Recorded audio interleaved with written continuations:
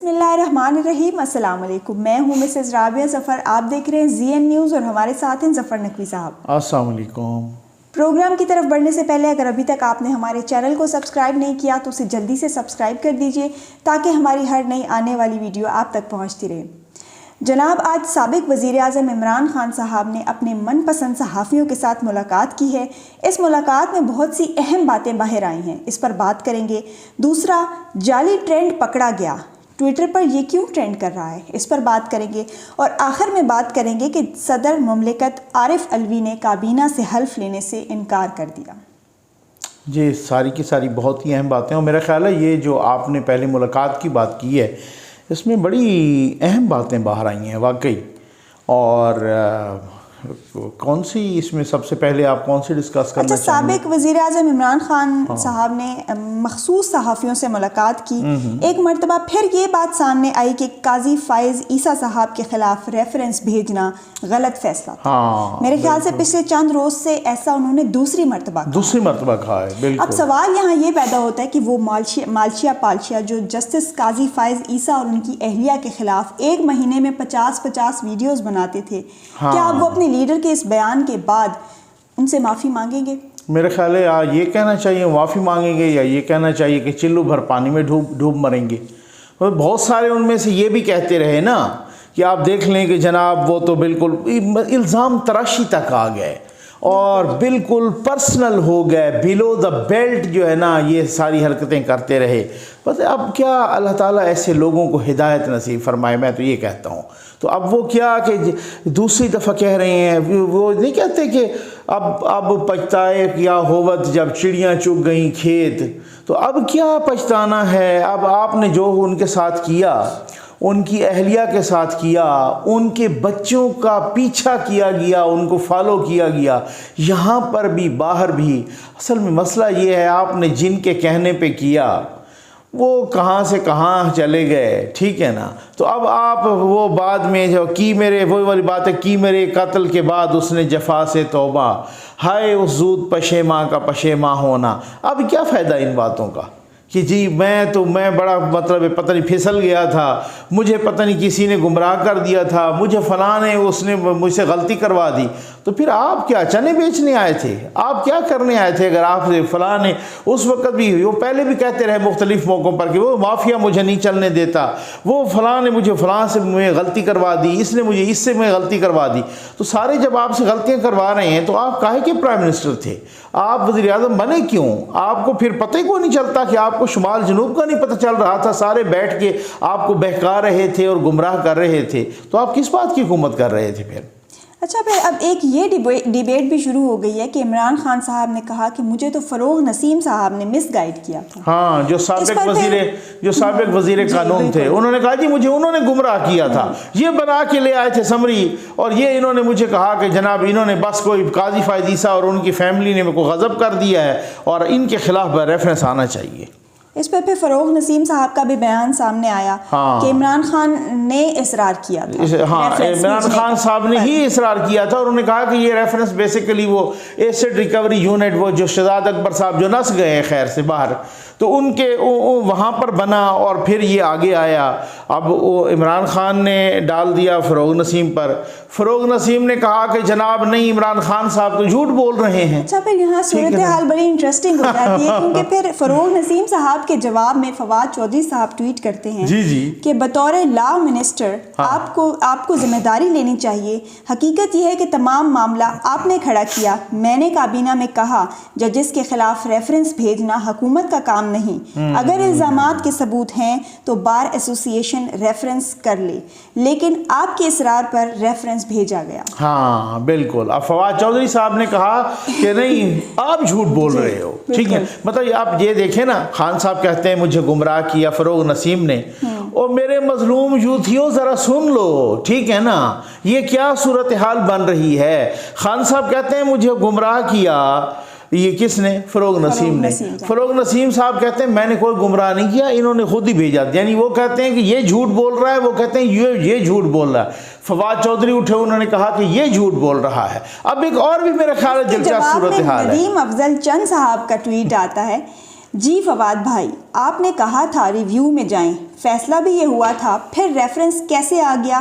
سارا سچ قوم کو بتائیں۔ ہاں جی، تو قوم کو سارا سچ بتائیں، ٹھیک ہے نا؟ تو پھر ندیم افضل چند بھی کہہ رہے ہیں کہ آپ بھی سارا سچ نہیں بول رہے، ٹھیک ہے نا، آپ بھی کچھ جھوٹ بول رہے ہیں۔ تو اب یہ میرا خیال ہے یہ جو لامتناہی جھوٹ بولنے کا سلسلہ ہے نا، یہ اسی طرح جاری و ساری ہے، بس آپ نے گھبرانا نہیں۔ یہ میں قومی یوتھ سے کہہ رہا ہوں کہ آپ نے گھبرانا نہیں، آپ نے اسی جھوٹ کے ساتھ جینا ہے۔ اور یہ جو ایف اے فیل یوٹیوبر ہیں، یہ جو مالشیا پالشیا صحافی ہیں، یہ جو شباز غالی ہیں، یہ آپ لوگوں کو اسی طرح میرے قوم یوتھ کے مظلوم ہو، میں کہتا ہوں آپ لوگوں کو اسی طرح سے یہ سارے کے سارے مل کے چونا لگاتے رہیں گے، آپ کو چونا لگتا رہے گا، آپ بے وقوف بنتے رہیں گے، اسی طریقے سے انہی جھوٹوں کے سہارے جیتے رہیں گے۔ آپ یہ دیکھ لیجئے، آپ سمجھیں گے پھر بھی نہیں۔ کیوں؟ کیونکہ یوتھیا اور عقل یہ دونوں بالکل ڈیفرنٹ چیز ہیں۔ یوتھیا ہوگا تو اس کی عقل نہیں ہوگی، عقل ہوگی تو یوتھیا نہیں ہوگا، یہ پکی بات ہے، بالکل میں نے پکا فرمولا۔ سوال یہ بھی اٹھتا ہے کہ اب عمران خان صاحب کو کیوں خیال آ گیا کہ یہ فیصلہ غلط تھا جسٹس قاضی عیسیٰ فائز کے خلاف ریفرنس بھیجنا؟ اب اس وجہ سے کہ ایک تو وہ دال نہیں گلی نا جن کو وہ بنانا چاہ رہے تھے، وہ معاملہ ذرا آگے چلا گیا، ان کے ہاتھ سے نکل گیا ہے، ٹھیک ہے۔ اب اس کے بعد یہ ہے کہ وہ کہتے ہیں یار میں کسی طریقے سے ایسے کروں کو جوڈیشری کے ساتھ ٹسل نہ آئے۔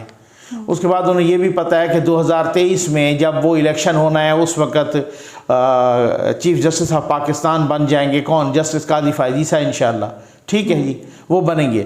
تو وہ اس طریقے سے کچھ نہ کچھ آگے کی پلاننگ کر رہے ہیں اور کوئی ڈیمیج کنٹرول کرنے کی کوشش کر رہے ہیں۔ اب کدھر ہوگا ڈیمیج کنٹرول؟ اچھا، پھر اب میرا نیکسٹ کویسچن ہے، آج ہی کی ملاقات میں توشہ خانے کے تحفوں پر بھی باتیں ہوئیں۔ ہاں جی، خان صاحب نے کہا میرا تحفہ میری مرضی۔ کیا بات ہے! فوجیوں کو بھی تو پلاٹ ملتے ہیں۔ ہاں، ان کی مرضی، وہ جو چاہیں جو کریں، ٹھیک ہے نا۔ اچھا، اس پر مریم نواز صاحبہ کا ایک جوابی ٹویٹ بھی آتا ہے، تمہارا تحفہ تمہاری مرضی نہیں، تحفے بھی ریاست کے، مرضی بھی ریاست کی، اب تمہاری دھونس نہیں چلے گی، آنکھیں کھول لو، تمہاری جعلی حکومت اور تمہارا مستقبل دونوں ختم، حساب تو دینا پڑے گا انشاءاللہ۔ ہاں، تو یہ تحفے جو ہوتے ہیں نا اصل میں جو باہر سے ملتے ہیں وہ سر وہ ان پلاٹس کی طرح نہیں ہوتے جو آپ نے پلاٹس کا کہا ہے۔ فوجیوں کو جو پلاٹ ملتے ہیں ان کا ایک الگ سے سسٹم ہے، ان کا الگ سے سسٹم ہے، ان کا وہ کوئی چھپا کے پلاٹ نہیں لیتے، وہ پلاٹ ان کو بانگے دول دیے جاتے ہیں۔ وہ گو کہ اس پہ بہت سارے لوگوں کا اعتراض ہے، نو ڈاؤٹ۔ ہمارے دوست ہیں، انہوں نے ہمارے ساتھ انٹرویو بھی کیا، کرنل نام رحیم صاحب نے، اور ان کا وہ انٹرویو ادھر موجود ہیں ہمارے چینل پر، لیکن وہ ایک ڈیفرنٹ بات ہے۔ لیکن وہ کوئی چھپا کے نہیں، اور پلاٹ یہ لے کے اور ادھر بیچ کے اور ادھر کر کے۔ یہ جو تحفوں کے معاملے کا سلسلہ ہے نا، یہ تحفے جو آتے ہوتے ہیں باہر کے گفٹ، یہ آپ کو توشہ خانے میں جمع کرانے پڑتے ہیں، یہ لا ہے، ٹھیک ہے نا، یہ قانون ہے۔ اب وہ مریم اورنگزیب صاحبہ کہتی ہیں کہ انہوں نے 50% دیا ہی نہیں ہے، انہوں نے تو پتہ نہیں 20% سے بھی کم دیا ہے۔ اچھا، پھر بات یہ ہے نا، میں آپ کو بتاتا ہوں کہ تحفے بیچی ہیں 14 کروڑ سم تھنگ، ٹھیک ہے، اور جو لیے ہیں وہاں سے وہ 3 کروڑ کوئی 80 لاکھ ہیں۔ تو خان صاحب یہ کہہ رہے ہیں، کس طرح خان صاحب کہہ رہے ہیں، مجھے اس چیز کی سمجھ نہیں آ رہی کہ بھائی میں نے تو 50%، اگر 50% ہوتا تو وہ تو 7 lakh some thing 7 crore some thing ہوتا نا، یہ تو 4 کروڑ بھی پورا نہیں بن رہا، تو یہ کیسے آپ نے 50% کا کیا ہے؟ اور سر یہ نہیں ہوتا کہ میرا تحفہ میری مرضی، آپ کا تحفہ نہیں ہے، جو تحفے ہیں وہ بھی اب تو لوگ کہہ رہے ہیں کہ وہ جو شہزادہ فہد صاحب آئے تھے اور وہ جو گولڈ پلیٹڈ انہوں نے AK-47 گن دی تھی، وہ گن تو بالکل ہی غائب ہے، وہ تو توشہ خانے میں ہے ہی کوئی نہیں، اس کو تو حساب ہی کوئی نہیں ہے کہ کس نے لی ہے کس نے نہیں لی، وہ تو کوئی باری باری غائب ہو گئی ہے۔ تو یہ وہ اس طرح کی بات نہیں ہے، یہ تحفوں کا جو سلسلہ ہے، آپ کو پتہ ہے کہ یہ توشہ خانہ کیس پچھلے حکمرانوں پر بھی بنا ہوا اسی طریقے سے کہ جی آپ نے کیوں یہ کم قیمت دی ہے یا برائے نام قیمت دی ہے، کوئی گاڑیاں شاڑیاں لی تھیں، یا یوسف رضا گیلانی صاحب نے یا ان کے دور میں، یا نواز شریف صاحب پر، زرداری صاحب پر آپ نے، اور بڑے آپ کہتے ہیں جناب فلاں اشتہاری ہو گیا۔ تو یہ وہی صورتحال ہے، آپ نے توشہ خانے کے گفٹ جو ہے نا ہتھیائے ہیں، ان میں سے چاہے وہ فرا صاحبہ جو ہے نا وہ بنی ہیں شریک جرم، یا پیرنی صاحبہ بنی ہیں، یا کچھ بھی ہیں، اب ان کا حساب دینا پڑے گا، یہ پکی بات ہے۔ اچھا، ایک اور دلچسپ بات سامنے آئی کہ اب تو خان صاحب کہہ رہے ہیں کہ موجودہ چیف الیکشن کمشنر قمر سلطان راجہ انہیں اسٹیبلشمنٹ نے لگایا تھا، جبکہ خان صاحب کا ایک ماضی کا کلپ وہ میں آپ کو سناتی ہوں. جی جی. وہ انہی چیف راجہ سکندر سلطان، سوری راجہ سکندر سلطان، ہاں بالکل صحیح بات. انہیں چیف الیکشن کمشنر کے بارے میں وہ کیا کہہ رہے ہیں یہ آپ ذرا سنیں. ہاں بالکل ایسے ہی ہے. اسکروٹنی کمیٹیز کو پریشرائز کیا گیا، ان پر انفلوئنس کیا گیا اور اس کی وجہ سے یہ ڈیلے ہو گیا، ورنہ یہ 6-7 سال معاملہ نہیں لگنا چاہیے. دیکھیں اس کے پیچھے کچھ اور تھا. ان کا اپنا الیکشن کمشنر تھا پچھلا والا ہینڈ پکڈ، اور ایک جو پروز کر رہا تھا کہ تحریک انصاف کا اصل میں اس پارٹی کا سب سے بڑا دشمن تھا، وہ جا کے گیم کھیل رہے تھے ہمارے ساتھ، اس لیے ڈیلے ہو رہا تھا. وہ بدنیتی کے اوپر تھا. آج الیکشن کمیشن پہ ہمیں اعتماد ہے، کیونکہ یہ جو الیکشن کمیشن ہے ہم نے چوائس سے، یعنی ہمارا بھی انپوٹ ہے، اپوزیشن اور گورنمنٹ کے مل کے کیا. پہلے تو ان کے اپنے تھے نا. اب آپ اندازہ کریں، آج وہ اپنے من پسند صحافیوں کو کہہ رہے ہیں کہ یہ جو چیف الیکشن کمشنر لگوایا یہ تو اسٹیبلشمنٹ نے لگوایا، یہ تو فوج نے لگوایا.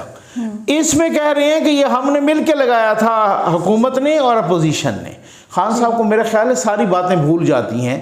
وہ پہلا غالباً وہ تھے نا سردار رضا صاحب، جسٹس ریٹائرڈ سردار رضا صاحب، ان کے بارے میں وہ بول رہے تھے کہ وہ تو ان کے ہینڈ پکڈ تھے. ان کے بارے میں تو ہمیں خیر وہ بات یہ ہے کہ خان صاحب کی بہت پرانی عادت ہے کہ اس طرح کے یو ٹرن لیتے رہتے ہیں. فخر الدین اللہ بخش فخر الدین جی ابراہیم صاحب کی انہوں نے بڑی تعریف کی تھی. بعد میں جب الیکشن ہوا اور الیکشن وہ نواز شریف جیت گیا تو پھر اس کے بعد انہوں نے یہ فخر الدین جی ابراہیم پہ چڑھ دوڑے. تو یہ خیر اس طرح کے یو ٹرن لیتے رہتے ہیں. تو اب وہ آپ اندازہ ماریں کہ ان کی اپنی یہ آپ نے کلپ سنوا دی کہ وہ کہتے ہیں جناب ہم نے چنا، اپوزیشن نے اور ہم نے مل کے چنا، اور اب کہہ رہے ہیں جناب وہ اپنے صحافیوں کو بلا کے اپنے وہ FFL یوٹیوبرز کو، اور وہ کہہ رہے ہیں کہ جناب کہ یہ جو راجہ سکندر سلطان ہے یہ ان کی چوائس تھی، خان صاحب کی چوائس تھی، یقین کیجئے سارے لوگوں کو پتہ ہے. اور وہ جناب وہ کہہ رہے ہیں کہ یہ تو اسٹیبلشمنٹ نے لگوایا تھا. اچھا، جعلی ٹرینڈ پکڑا گیا، یہ ٹویٹر پر کیوں ٹرینڈ کر رہا ہے؟ مریم پہلے آپ کو نا مریم اورنگزیب صاحبہ کا کلپ سنواتی ہوں، اس میں وہ پوری ایکسپلینیشن دے رہی ہیں. 709 ہے جس میں صرف جو لوگ اصل لوگ ہیں، جو ہیومنز ہیں، جو ٹویٹ کر رہے ہیں، وہ ان 924 سے صرف 177 ہیں، 177 ہیں، جس میں جو اوریجنل اکاؤنٹس جنریٹر ہیں ان کے وہ صرف 33 ہے، 33 ہے. اور جو ان ریئل ٹریفک ہے اس 924 اکاؤنٹس میں سے وہ 75% بنتی ہے. اور جو روبوٹک ٹویٹر ہینڈلز ہیں، جو باٹس کے نام سے انہوں نے اس فورن فنڈنگ کا کالا دھن کما کر جو پیسے سے یہ باٹس خرید رہے ہیں، وہ باٹس اس 924 میں سے 532 ہیں. یہ ڈیٹا اوتھینٹک ٹویٹر سے حاصل کیا گیا ہے، جس میں 532 روبوٹک ٹویٹر ہینڈلز ہیں، جس میں یہ اداروں کے خلاف نفرت پھیلا رہا ہے، جس کا شخص کا نام عمران خان ہے، جس نے یہ فورن فنڈنگ کے ذریعے یہ پیسہ جمع کیا ہے. اب آپ اندازہ کیجئے یہ انہوں نے ٹرینڈ چلایا امپورٹڈ حکومت نامنظور. بالکل. اچھا وہ ٹرینڈ جو ہے نا جعلی نکلا. جعلی کیسے؟ یہ جیسے بتا رہی ہیں مریم صاحبہ، ٹھیک ہے، تقریباً کوئی 927 بتایا نا.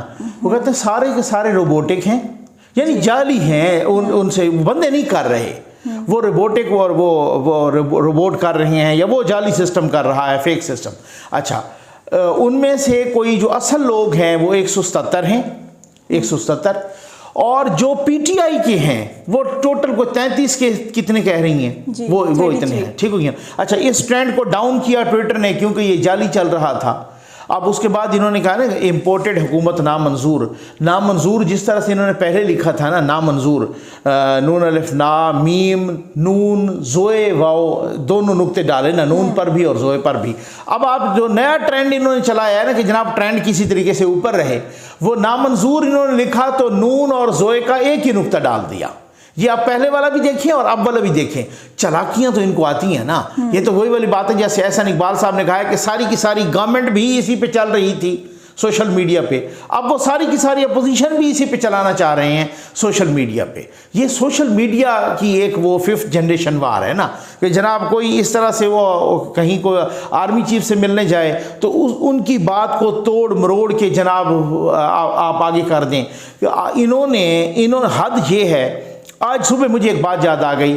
ہم دونوں اکٹھے ہی دیکھ رہے تھے، جسٹس ناصرہ اقبال صاحبہ ہے نا، ٹھیک ہو گیا نا، جسٹس ناصرہ جاوید اقبال صاحبہ، وہ ریٹائرڈ یعنی علامہ اقبال کی بہو ہیں، ان کے بارے میں جناب انہوں نے ایک ان کی فیک آڈیو نہ چلا دی اور وہ کہا کہ جی بات یہ ہے کہ عمران خان صاحب کے خلاف امریکی سازش ہوئی ہے اور یہ وہ ہوئی ہے، اس طریقے سے ان کو جیو والوں نے لے لیا اور انہوں نے آپ کے سامنے پھر کیا کہا، انہوں نے کہا جی میری تو کوئی آڈیو ایسی ہے ہی نہیں، یہ کس مطلب اللہ مان الحفیظ خدا پناہ، میں کہتا ہوں میں پناہ مانگتا ہوں اللہ تعالیٰ کی یوتھیا مردود سے، ٹھیک ہے نا، اور اللہ تعالیٰ ہمیں اپنی پناہ میں رکھے یوتھیا مردود کے شر سے۔ آپ یقین کریں کہ کبھی آپ کسی ایک جرنیل کا لگا دیا آڈیو، کبھی وہ انہوں نے مرزا اسلم بیگ صاحب کا لگا دیا، army chief, x army chief کا، کبھی انہوں نے جسٹس ناصرہ جاوید صاحب، اس طرح سے نا مشہور لوگوں کے آڈیو اس طریقے سے کر کے وہ جعلی آوازیں نکلوا کے وہ اس طرح سے وہ کر کے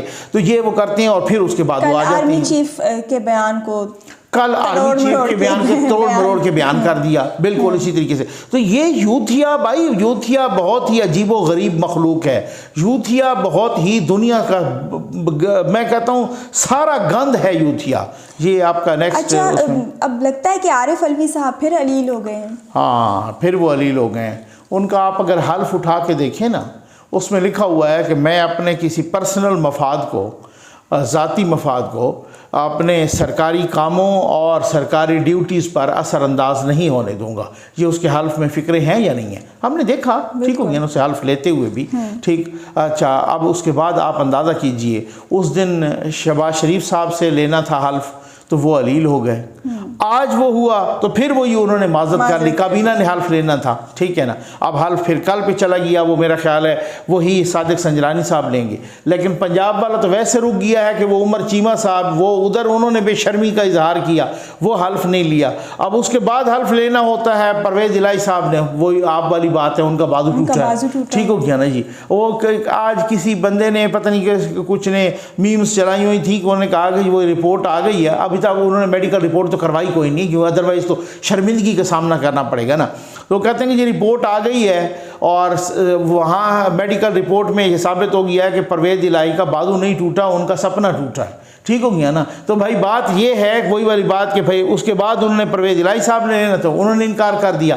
آپ صدر مملکت صاحب سے میں ایک بات پوچھتا ہوں، یا گورنر سے، اتنے بڑے بڑے محلوں میں ہمارے پیسوں سے رہ رہے ہیں، عیاشیاں کر رہے ہیں، چسکے لے رہے ہیں، اور بالکل فیملیز بھی آپ کی اور کھا پی مفت رہے ہیں، اور سارا ہر بجٹ میں پیسہ بڑھ جاتا ہے جیسے آپ نے بڑی کوئی قیامت بپا کرنی ہو، یا آپ نے ملک کو پتہ نہیں کیا ترقی کی راہ پہ گامزن کرنا ہو، سال میں 2-3 تقریریں کر لیتے ہیں، باقی کچھ ہوتا نہیں ہے آپ لوگوں سے۔ آپ اتنے بڑے محل میں بیٹھے ہیں، ہمارے خرچے پہ پل رہے ہیں، ٹریول کا ایکسپینس دیکھ لیں، ادھر ادھر بیرون ملک بھی دورے مار رہے ہیں، ادھر ادھر بھی پاکستان کے اندر بھی گھوم پھر رہے ہیں۔ یہ ایک کوئی سالوں بعد اس طرح سے آئے، آپ کی آئینی ڈیوٹی ہے کہ آپ نے کسی سے حلف لینا ہے، آپ اس کے بعد آپ ادھر، تو آپ کیا پارٹی کے ٹائیگر ہیں یا آپ ملک کے صدر ہیں؟ آپ اپنی کیا لیگیسی چھوڑ کے جا رہے ہیں، اپنا کیا نام چھوڑ کے جا رہے ہیں؟ آپ اپنے لیے ایک شرمندگی چھوڑ کے جا رہے ہیں۔ کوئی آپ کا خیال ہے کہ آپ اگر حلف نہیں لیں گے تو ان کا حلف نہیں ہو جائے گا، ان کا حلف ہو جائے گا، لیکن آپ کے نام پر ایک دھبا رہ جائے گا، یہ سیاہ دھبا ہوگا، جیسے آپ کے وہ جو ہے نا گورنر پنجاب کے نام پہ۔ یہ کتنی بے شرمی اور ڈٹھائی ہے کہ وہ انہوں نے، آپ یہ دیکھیں کہ خیبر پختونخوا کے گورنر نے استعفیٰ دے دیا، سندھ کے گورنر نے استعفیٰ دے دیا کہ چونکہ یہ آ گئے ہیں تو ان کو ہم پروٹوکول نہیں دے سکتے۔ پنجاب کا گورنر وہ منافقت میں استعفیٰ نہیں دے رہا، وہ روز نئے نئے پھڈے جناب پیدا کر رہا ہے، اور صرف کس حد تک، کب تک بکرے کی ماں کب تک خیر بنائے گی؟ 4 دن اور لے لیں گے آپ، آخر حلف تو ان کا ہو جائے گا۔ اب وہ انہوں نے لاہور ہائی کورٹ کی طرف بھی رجوع کر لیا ہے، نون لیگ نے لاہور ہائی کورٹ میں بھی، تو انہوں نے ایک درخواست دائر کر دی ہے، وہاں سے ان کو ریلیف مل جانا ہے کسی نہ کسی طریقے سے، تو ان کا حلف ہو جائے گا۔ تو آپ کا جو آئینی ڈیوٹی ہے کسی سے حلف لینا، آپ اس سے کیوں کترا رہے ہیں؟ آپ ٹیکس کے پیسوں پر پل رہے ہیں، لوگوں کے پاس کھانے کا کچھ نہیں، اور آپ عیاشیاں کر رہے ہیں ہمارے غریب عوام کے ٹیکس پہ پیسوں پر، اور ایک حلف لینا ہو جو کہ آپ کی آئینی ڈیوٹی ہے کوئی احسان نہیں کر رہے، اس وقت آپ عمران خان کے ٹائگر بن جاتے ہیں، اس وقت آپ کا ذاتی مفاد آ جاتا ہے اور ملک کی مفاد پیچھے چلا جاتا ہے۔ شرم آنی چاہیے، اس ڈٹھائی پر میں کہتا ہوں کہ حیف ہے، اور اس ڈٹھائی پر چلو بھر پانی میں ڈوب مرنا چاہیے۔ اس کا مطلب یہ ہے کہ استعفیٰ دے دو اور چلے جاؤ، اور پھر نیا وہ پریزیڈنٹ لے آئیں گے۔ اس کا نہ آپ وہ کرتے ہو، آپ کہتے ہو کہ اسی طریقے سے جیسے خان صاحب کو ٹھوڈے مار کے نکالا گیا، اسی طرح سے قاسم سوری کو بے شرم کو ٹھوڈے مار کے نکالا گیا، اسی طریقے سے پرویز الہی کے ساتھ جو کچھ حشر ہوا، یہ بھی میرے خیال چاہ رہے ہیں ان کے ساتھ بھی وہی حشر ہو، ان کے ساتھ بھی وہی طریقہ اور وہی صورتحال اختیار کی جائے۔ یہ کوئی حالت یار، ممنون حسین صاحب نے عمران خان سے حلف نہیں لیا تھا، اللہ بخشے، کیا وہ کہتے کہ جناب میں انکار، حلف تو ان کا تب بھی ہو جانا تھا، لیکن کیا ڈگنیفائڈ انداز میں انہوں نے حلف لیا ممنون حسین صاحب نے عمران خان صاحب سے۔ یہ ہوتی ہے ڈگنیٹی، یہ ہوتی ہے خودداری۔ یہ آپ لوگوں کا جو صورتحال ہے نا، یہ خودداری نہیں، یہ ہٹ دھرمی ہے۔ آپ ہٹ دھرمی کا نام خودداری رکھ رہے ہو۔ اس کے ساتھ ہی ہمارے پروگرام کا وقت ختم ہوا چاہتا ہے۔ امید ہے آپ کو آج کا پروگرام پسند آیا ہوگا۔ اپنا فیڈ بیک ضرور دیجیے گا۔ اللہ حافظ۔